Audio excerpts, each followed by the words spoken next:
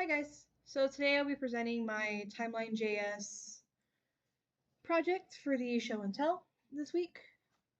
For my topic, I was struggling with what to choose at first because I wanted to keep it English oriented, but I wasn't sure how I would go about it. So what I ended up doing was I connected um, fiber arts.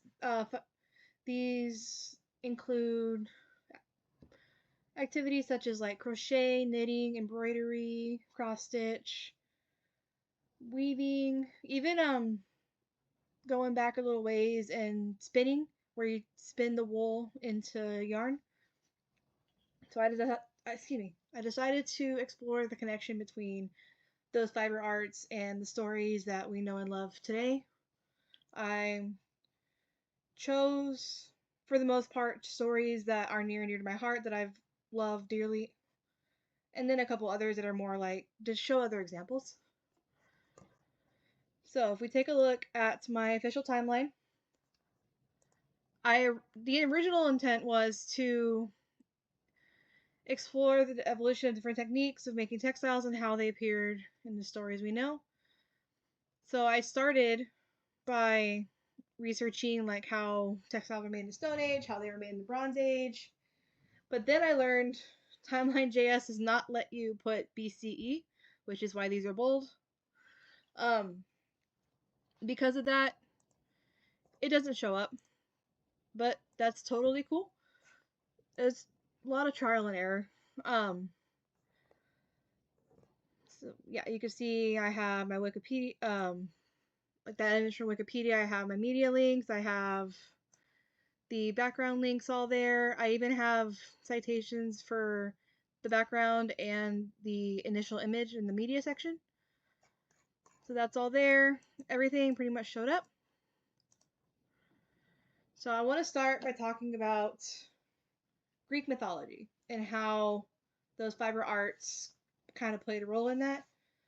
The first example is Penelope from the Odyssey.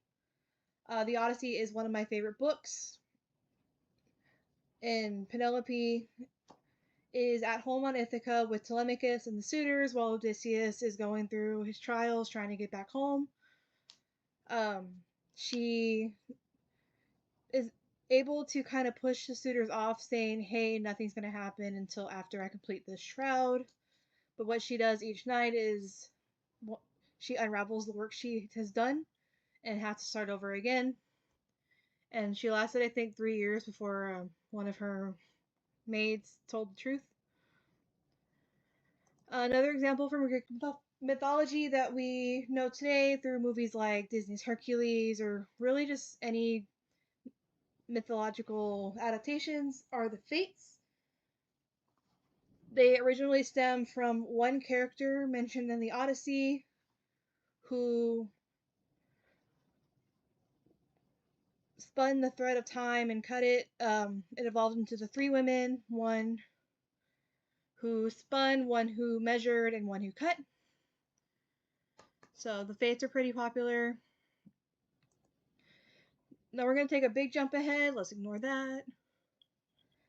To the 19th century, one example of how fiber arts are involved with fairy tales would be Rumpelstiltskin, where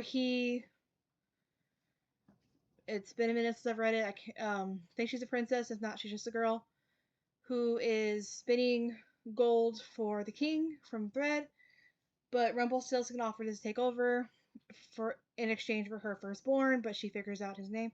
But that involves the art of spinning and getting that wool into that thread.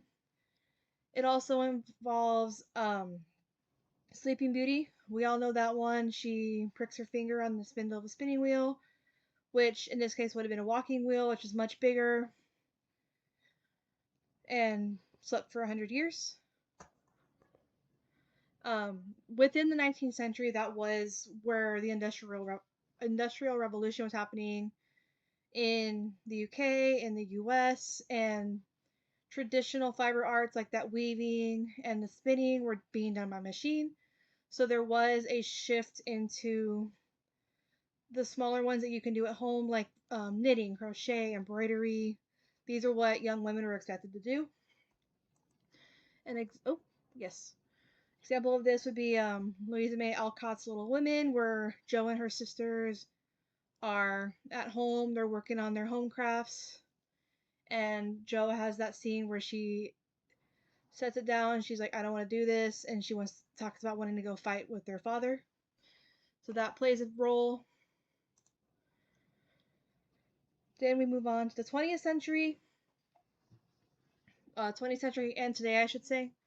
So we have the dates 1901 to 2000. That's when the 20th century was. One example of a fiber art in a piece of literature would be Ray Bradbury's short story Embroidery. In that story, a girl is on the porch trying to finish her embroidery project, but the thread keeps unraveling on her, and it keeps not happening. This was used as a metaphor for the atomic bomb. So 1950s, mid 20th century, World War II had just happened. The atomic bombs had just been dropped in Japan not too long before that.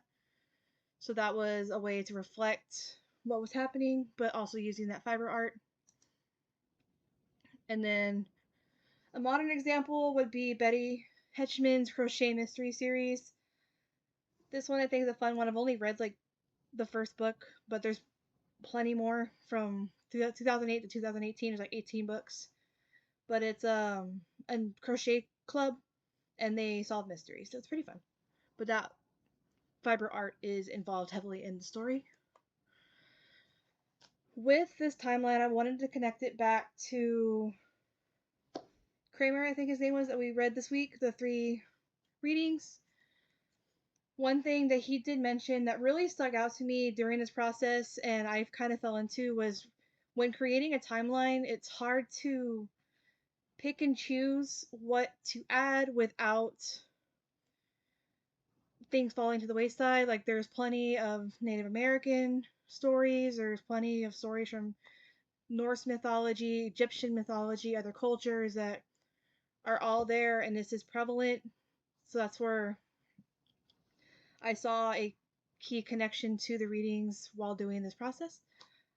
Thank you for watching. Hope you have a great day.